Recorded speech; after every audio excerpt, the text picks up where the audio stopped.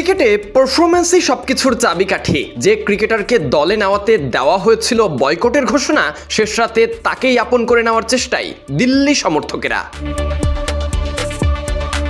কারো কাছে তিনি সেরা বোলার, কারো কাছে তিনি পছন্দের, কেউ দিয়েছেন পরবর্তী আসরে ফিরে পাওয়ার বার্তা, সামাজিক যোগাযোগ মাধ্যম জুড়ে সেরা প্রমাণের চর্চা। তবে মুস্তাফিজকে দলে নেওয়ার সিস্টেমটা অন্যদের থেকে পুরোই আলাদা। এ যেন টাকা নাও পারফরমেন্স দাও এমন চুক্তিতে দলে ঢোকা, ছিল না কোনো স্বাগত বার্তা। দলটির ফেসবুক পেজে শতখানিক পোস্ট, দলে থাকলেও কোথাও দেখা যায়নি কাটার মাস্টার মুস্তাফিজকে। তবে এই আসরে খেলার শেষ ম্যাচে প্রশংসা করাতে এক প্রকার বাধ্য করেছেন ফিজ।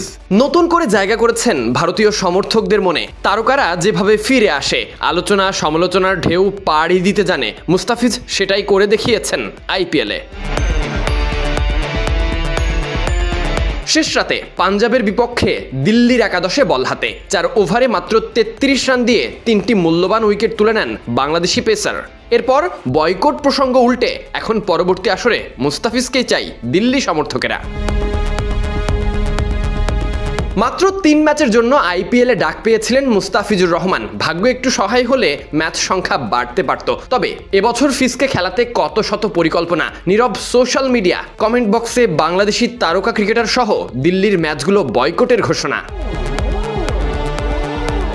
আইপিএলে সাধারণত বাংলাদেশি ক্রিকেটারদের নিয়ে পোস্ট মানেই সোশ্যাল মিডিয়ায় উচ্চমাত্রার রিচ, কিন্তু এবার ব্যতিক্রম। কারণ মুস্তাফিজকে স্কোয়াডে অন্তর্ভুক্ত করার পরই ভারতীয় সমর্থকদের রসানলে পড়তে হয় দলটির। সেই ট্রেন্ড ছড়িয়ে পড়েছিল টুইটার সহ ভারতীয়দের ব্যবহৃত বিভিন্ন মাধ্যমে। সম্ভবত সেই সমালোচনার চাপ এড়াতেই দিল্লি দলীয় সোশ্যাল মিডিয়ায় মুস্তাফিজকে আড়াল করেছেন। মাঠে নামার দিনগুলোতে তার জন্য ছিল না কোনো আনুষ্ঠানিক স্বাগত বার্তা। এমনকি ম্যাচ চলাকালীনও পারফরমেন্সের পর প্রশংসার বদলে চোখে পড়েছে কৌশলী নীরবতা। তবে পাঞ্জাবের বিপক্ষে জিতে পুরো দৃশ্যপটই বদলে গেছে। আইপিএলে কয়েক ম্যাচের সুযোগে মুস্তাফিজ ছিলেন নজরকাড়া। পারফরমেন্স করে ভারতীয় দর্শকদের মন জয় করার পাশাপাশি জায়গা করে নিয়েছেন দিল্লির অফিসিয়াল পেজেও। এখন তাই সামাজিক যোগাযোগ মাধ্যম জুড়ে মুস্তাফিজ বন্দনা, পরবর্তী আসরে তাকে পাওয়ার আগাম বার্তা।